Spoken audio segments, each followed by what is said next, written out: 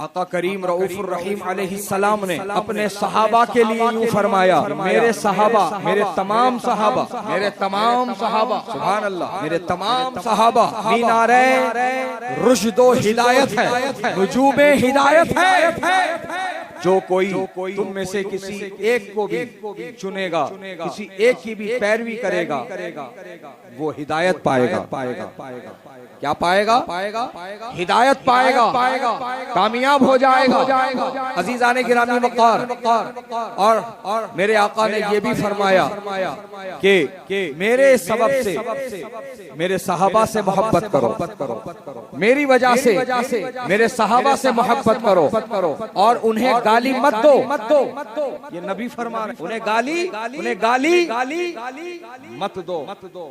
بتاؤ یہ روافض آج کھلے طور پر نبی کے فرمان کے خلاف جا رہے کہ نہیں جا رہے؟ ان عظیم ہستیوں کے خلاف جا رہے کہ نہیں جا رہے جن کی عظمت کا خطبہ اللہ قرآن میں بیان کر رہا ہے، جن سے اللہ راضی ہوا اللہ خود قرآن میں بتا رہا ہے، اللہ اکبر، جن سے خدا و رسول راضی ہو گئے، جن سے خدا و رسول خوش ہیں، راضی ہیں، ان کے شان میں آج یہ گالی دے رہا ہے نا۔ کبھی خلافت کا مسئلہ اٹھائے، کبھی ولایت کا مسئلہ اٹھائے، کبھی امامت کا مسئلہ اٹھائے، کبھی باغ فدق کا مسئلہ اٹھائے، کبھی کچھ اٹھائے، کبھی کچھ اٹھائے، اور کوئی بھی واقعہ ان کا جو یہ بیان کرتے ہیں کوئی اوتھینٹک نہیں ہے، آج تک ثبوت اور دلیل کی روشنی میں اپنی بات نہیں رکھ سکے۔ ہٹ دھرمی سے کام لیں گے، حالت سے کام لیں گے، زور زبردستی کریں گے، لیکن دلیل کی روشنی میں بات کبھی نہیں کریں گے۔ یہ وہ قوم ہے جو جھوٹی ہے، تقیہ بازی سے کام لیتی ہے، لوگوں کو فریب دیتی ہے، اور دھوکہ دینا ان کا پرانا کام ہے۔ لہذا اے مسلمانوں، اہل بیت کی محبت کے نام پر انہیں تم اپنا سمجھنے کی کوشش نہ کرنا، انہیں اپنا سمجھنے کی حماقت نہ کرنا۔ یہ بدترین قوم ہے اور یہ بہت خطرناک لوگ ہیں، اور یہ لوگ بھی پیسے کے ذریعے، زمین کے ذریعے اور عورت کے ذریعے لوگوں کو اپنے قریب کرنے کا کام کرتے ہیں، اپنے قریب کرنے کا کام کرتے ہیں، اپنے ساتھ ملانے کا کام کرتے ہیں۔ عزیزان گرامی وقار، آپ سن لو، جتنے بھی باطل فرقے ہیں، باطل جماعتیں ہیں، باطل ٹولے ہیں، جن کا ذکر میرے نبی نے 1400 سال پہلے فرما دیا ہے کہ میری امت 73 فرقوں میں بٹے گی، ان میں سے ایک فرقہ ناجی اور کامیاب ہوگا۔ جب صحابہ نے پوچھا من ہیا یا رسول اللہ، وہ کون سا فرقہ ہے، وہ کون سی جماعت ہے، وہ کون سا ٹولہ ہے جو کامیاب ہونے والا ہے، تو میرے نبی نے جواب دیا تھا ما انا علیہ و اصحابی، میں جس راستے پر ہوں، میرے صحابہ جس راستے پر ہیں، ان کی اتباع اور پیروی کرنے والا ہی جو ہے وہ جنتی ہوگا۔ تو عزیزان گرامی وقار، اب یہاں پر سمجھنے والی بات یہ ہے کہ 72 جو ٹولے ہیں، جو 72 جماعتیں ہیں، وہ بن کے رہیں گے، اور وہ سب کے سب گمراہ ہیں، وہ سب کے سب جہنم جانے والے ہیں، جہنم کا ایندھن، جہنم کا کندہ بننے والے ہیں۔ تو عزیزان گرامی وقار، ان سب کے کام کرنے کا پیٹرن ہمیشہ سے یہی رہا ہے، ہمیشہ سے یہی رہا ہے کہ یہ پہلے زر، زمین اور جو ہے عورت کے ذریعے سے، زر کے ذریعے سے یعنی سونے کے ذریعے سے اور زمین کے ذریعے سے لوگوں کو لبھانے کا کام کرتے ہیں، لوگوں کو قریب کرنے کا کام کرتے ہیں، لوگوں کو ملانے کا کام کرتے ہیں۔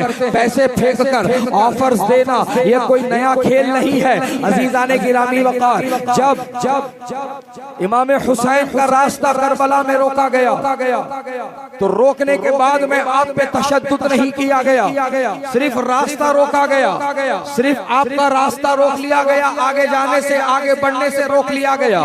آپ کوفہ جا رہے تھے، کوفہ جانے سے آپ کو روک لیا گیا، اور مقام نینوا میں آپ خیمہ زن ہو گئے۔ عزیزان گرامی وقار، ابھی تشدد کا سلسلہ شروع نہیں ہوا ہے، ابھی جو سلسلہ چل رہا ہے شروع کے دنوں میں وہ کس چیز کا ہے؟ وہ آفرز کا ہے، آفرز دیے جا رہے ہیں امام حسین کو۔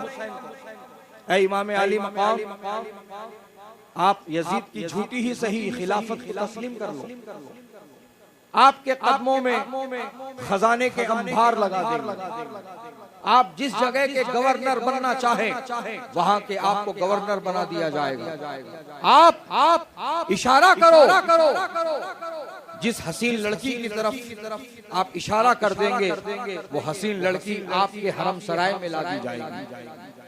بس آپ جھوٹی ہی صحیح آپ تائید کر دو یزید کی۔ حضرات یہ کیا ہے؟ یہ آفرز امام حسین کو خریدنے کی کوشش کی گئی اور امام حسین کو زر زن زمین اس کے ذریعے سے لبھانے کی کوشش کی گئی، آپ کو خریدنے کی کوشش کی گئی۔ یہی بات تم کو سمجھ میں آ جانا چاہیے مسلمانوں کہ جتنی باطل طاقتیں دنیا میں ہیں ان سب کے کام کرنے کا پیٹرن اسی طرح کا ہوتا ہے کہ وہ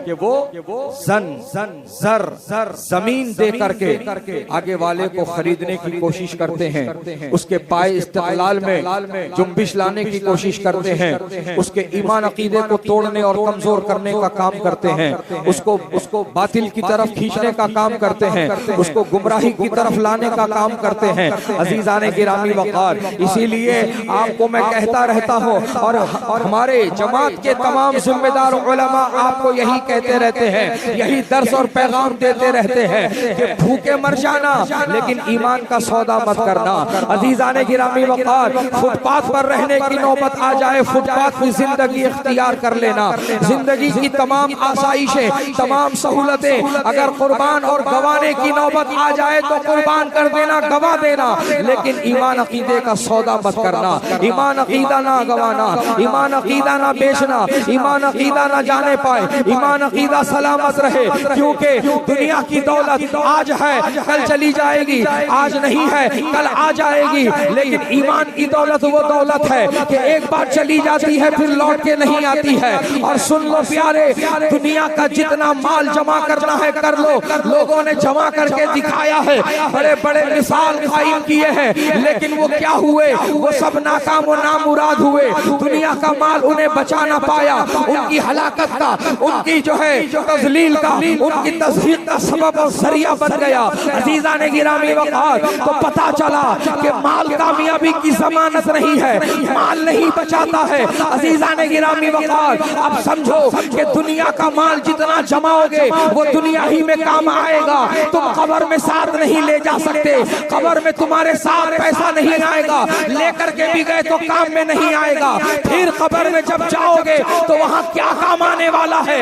تو پیارے، تمہارا ایمان کام آنے والا ہے، تمہارا عقیدہ کام آنے والا ہے، تمہارے اچھے عمل کام آنے والے ہیں۔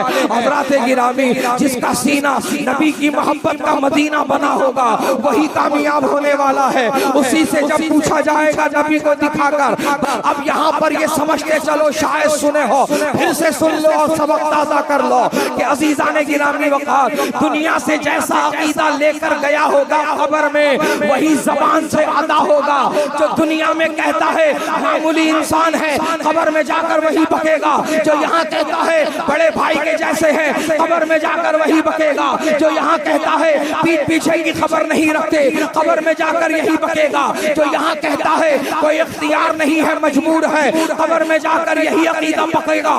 جو یہاں کہتا ہے کہ وہ تعظیم کے لائق نہیں، وہ قبر میں جا کر وہی بکواس بکنے والا ہے۔ جو یہاں کہتا ہے وہ حاضر و ناظر نہیں، قبر میں جا کر یہی بکواس بکنے والا ہے۔ جو یہاں کہتا ہے کسی کی شفاعت نہیں کر کہ دل میں جو عقیدہ ہوگا وہی زبان سے جاری ہوگا، وہاں بیان بدلا نہیں جا سکتا، وہاں دماغ لگایا نہیں جا سکتا۔ جو عقیدہ دل میں ہوگا وہی زبان سے ادا ہوگا۔ اگر پہلے سوال میں کامیاب بھی ہو گیا، دوسرے سوال میں کامیاب بھی ہو گیا، لیکن تیسرے میں ناکام و نامراد ہو جائے گا۔ عزیزان گرامی وقار، اگر وہاں ناکام ہو گیا قبر کا عذاب تجھ پر مسلط کر دیا جائے گا اور یہ ناکامی دائمی ہو جائے گی۔ لہذا اپنے ایمان عقیدے کی سلامتی کی فکر کر، اس کو محفوظ رکھ، اس کو بچا۔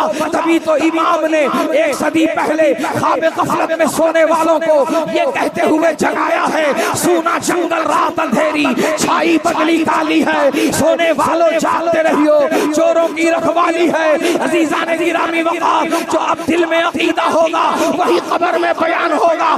جو یہاں یہاں جو بدعقیدگی کا شکار ہو گیا، قبر میں جا کر بھی بدعقیدگی ہی اس کی زبان سے نکلنے والی ہے۔ لیکن جو خوش عقیدہ ہے، جو نبی کا غلام ہے، جو نبی کا وفادار ہے، جو نبی کا عاشق ہے، جس کا سینہ نبی کی محبت کا مدینہ بنا ہوا ہے، جب اس کو نبی کو دکھایا جائے گا اور پوچھا جائے گا تو بول تو ان کے بارے میں کیا کہتا تھا، تو عاشق تڑپ کر کے یہی کہے گا میں تو یہی کہتا تھا